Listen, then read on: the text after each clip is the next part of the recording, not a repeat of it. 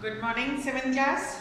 हम अपना 16 chapter perimeter and area उसको शुरू करेंगे। ठीक है, ये टर्म आपने सुना होगा बहुत जगह, पेरीमीटर एंड एरिया। पेरीमीटर क्या होता है, एरिया क्या होता है, पहले हम उसको समझेंगे। पहले समझते हैं पेरीमीटर। ठीक है, पेरीमीटर मतलब जो आपने बोर्ड देखा है ना, बोर्ड में ये लगा हुआ है जो स्टील की रॉड। ठीक है, ये जो है स्टील की रॉड, ये पेरीमीटर है इसका, बोर्ड का पेरीमीटर। ठीक है, एक और एग्जांपल, जैसे हम जो किसान हैं, किसान का मान लीजिए ये खेत है। ठीक है, तो ये जो पेरीमीटर है वहां पर ये बाड़ लगाता है ना, फेंसिंग करता है, जिससे कि कोई भी जानवर या कोई उसके खेत में नहीं आ जाए। तो वो फेंसिंग कहाँ कर रहा है, पेरीमीटर पर, बाउंड्री पर। ठीक है, और जहां पर वो फसल उगा रहा है वो हो गया उसका एरिया। क्लियर? तो ये जो दो टर्म है इसको समझना बहुत जरूरी है कि पेरीमीटर क्या होता है और एरिया क्या होता है। ठीक है, अब हमें ये समझ में आ गया कि पेरीमीटर क्या होता है, फिर हम अपना सम जो है उसके अकॉर्डिंग हम करेंगे। ठीक है, तो दो चीज आपको याद रखनी है। पेरीमीटर ऑफ रेक्टेंगल, ठीक है, पेरीमीटर को हम P में डिनोट करते हैं। ठीक है, तो रेक्टेंगल का आपको पता है कि दो अपोजिट साइड्स इक्वल होती हैं। ठीक है, इसकी लेंथ इसके इक्वल है, इसकी ब्रेड्थ इसके इक्वल है। मतलब अगर ये L मान लीजिए इसकी लेंथ L है 2 सेंटीमीटर, तो ये वाली भी 2 सेंटीमीटर होगी, और ब्रेड्थ अगर हमें है पता है कि 3 सेंटीमीटर है, तो ये भी 3 सेंटीमीटर होगा।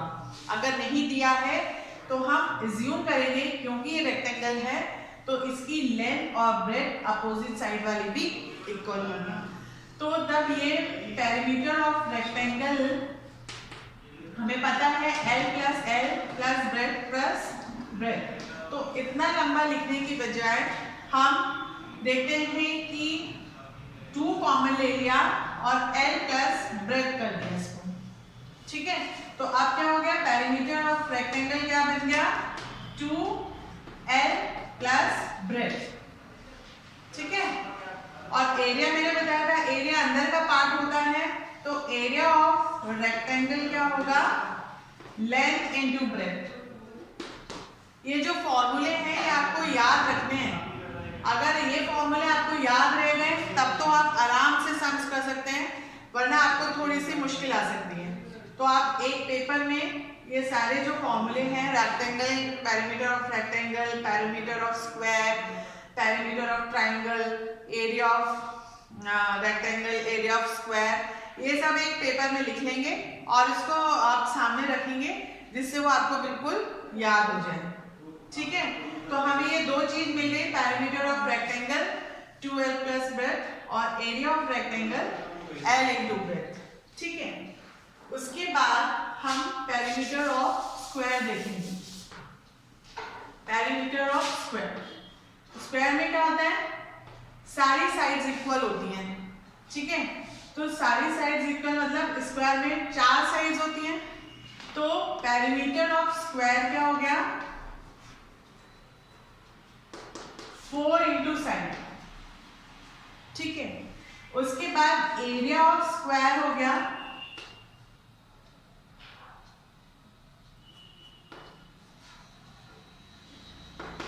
Side into side. ठीक है, पेरीमीटर ऑफ स्क्वायर हो गया 4 इंटू एस, 4 साइड्स हैं, उसको हम 4 से मल्टीप्लाई कर देंगे क्योंकि चारों साइड सेम होती है, और एरिया ऑफ स्क्वायर होता है साइड इंटू साइड। ठीक है, उसके बाद area perimeter of equilateral triangle. Equilateral triangle मतलब तीनों साइड इसकी इक्वल है, तो हम मान लीजिए साइड प्लस साइड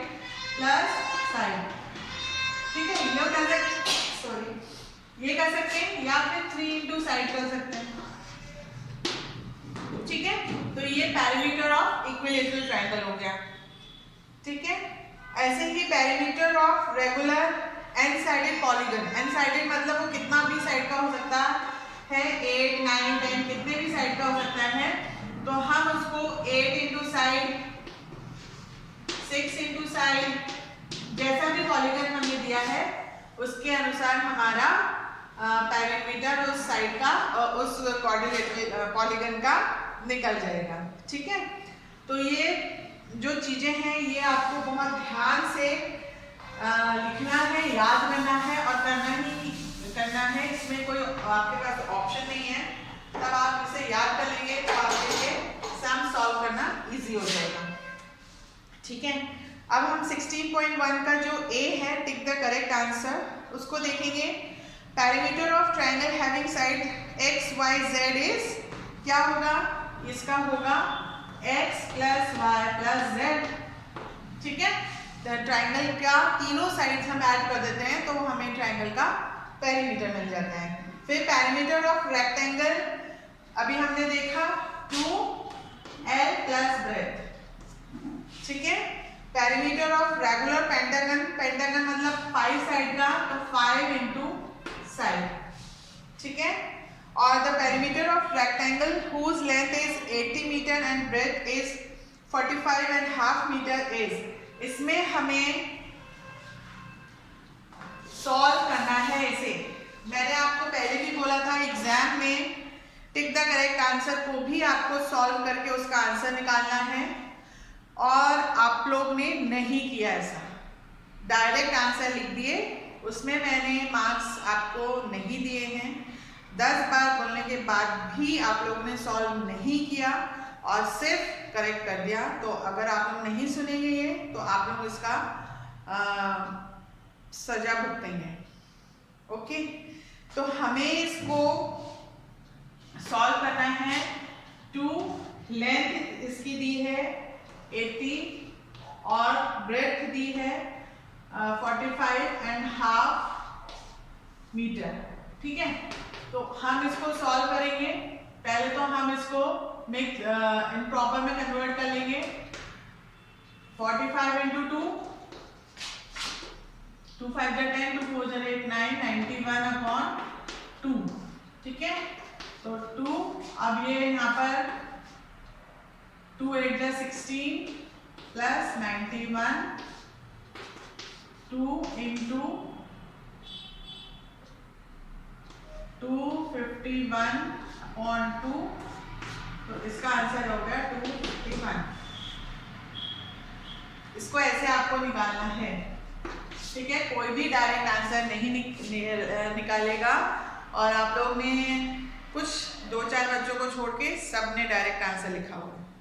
ऐसे नहीं करना है टिक द करेक्ट आंसर में, फाइनल एग्जाम में आपको ऐसे नहीं करना है। ठीक है, उसके बाद है find the perimeter of each figure. यहाँ पर फिगर दिया हुआ है, आप देख सकते हैं। तो यहाँ पर जो फिगर दिया हुआ है आपको ड्रॉ करना है। ठीक है, ये सारे फिगर बी का आपको सब पूरा बनाना है। जैसे ये फिगर,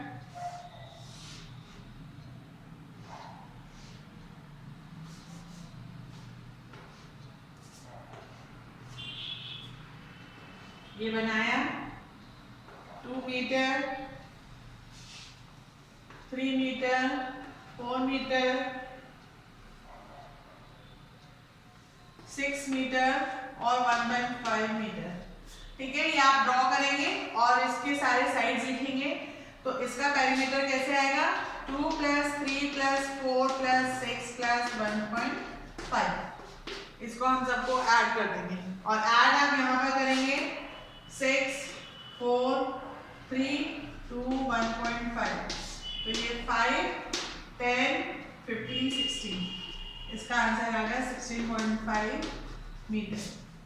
समझ में आया? रफ वर्क का अगर मैं बोलती हूँ तो कॉलम बना के यहाँ पर इसको एडिशन, मल्टीप्लाई, डिवाइड जो भी करना है वो आप लोगों को करना है। सिर्फ अलसबा ने बहुत अच्छे से वर्क किया है, बाकी और किसी ने नहीं करा।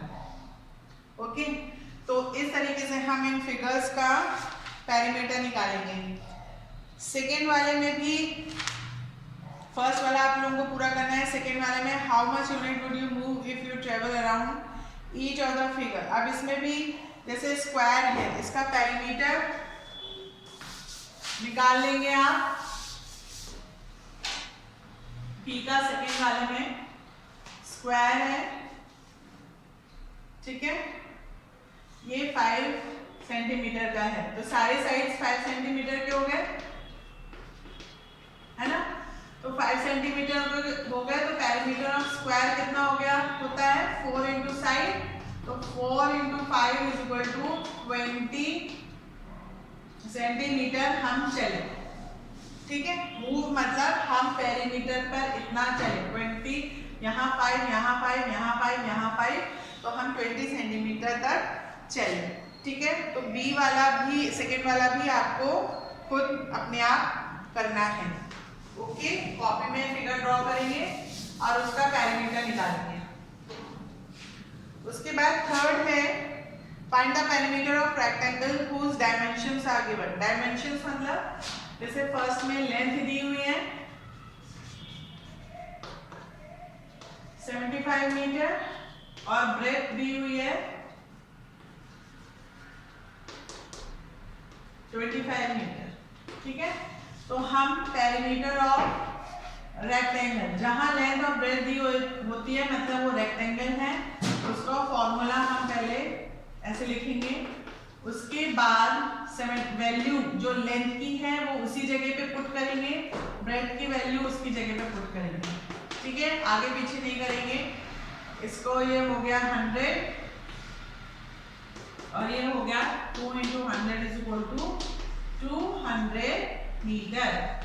ये ऐसे इसकी पेरीमीटर निकल गया, ठीक है, थर्ड का।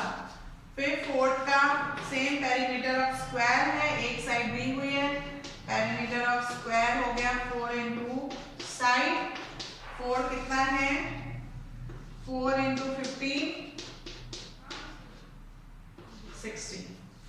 60 मीटर, ठीक है। ये इजी है, इसमें कोई दिक्कत नहीं है, ऐसे हम इसको सॉल्व करेंगे, ठीक है। फिर हम यहाँ पे प्रॉब्लम सम्स देखते हैं, ठीक है। प्रॉब्लम सम्स जो मैंने करवाए हैं आप उन्हीं को देख लीजिएगा। जैसे फिफ्थ वाला है the length of a rectangular field is 3 times its breadth if the breadth of the rectangle is 3.5 meter find the perimeter of the rectangle। तो यहाँ पर क्या दिया हुआ है कि फिफ्थ वाला लेंथ जो है वो ब्रेथ का 3 टाइम्स है, ठीक है, और बी कितना दिया हुआ है 3.5 मीटर, ठीक है। तो लेंथ, इसको हम ब्रेथ को अगर इन प्रॉब्लम में कन्वर्ट करते हैं तो ये 7/2 हो गया, और लेंथ कितनी हो गई, क्योंकि ये b का 3 टाइम्स है, b हमारा 7/2 है, तो अब लेंथ हमारी हो गई 3 इंटू 7/2, तो 3 7 जा 21/2, ये हमारी लेंथ हो गई।